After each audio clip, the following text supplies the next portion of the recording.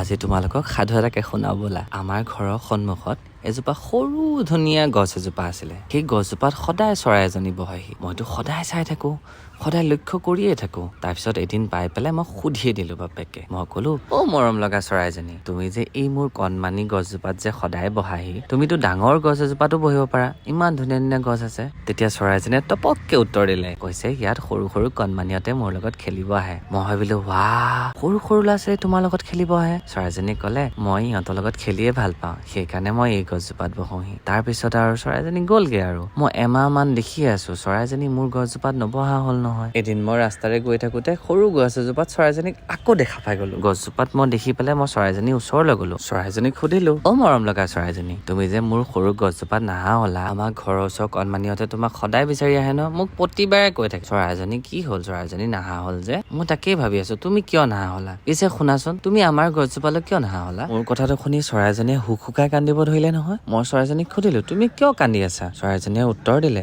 এদিন তোমালোক নাথাকা অৱস্থাত দুষ্ট মানুহ এজনে মোক শিলগুটি মাৰিছিলে, বহুত দুখ পালো, সেইকাৰণে তোমাৰ গছজোপা ওচৰলৈ নোযোৱা হলো। মই জানো কিবা ভুল কৰিছিলো। এতিয়া তোমালোকলৈ এটা প্ৰশ্ন থাকিলে, মানুহজনে সেই চৰাইজনীক কিয় শিলগুটি মাৰিলে? মাৰিব লাগিছিল জানো? সেই মৰম লগা চৰাইজনী কি ভুল আছিলে?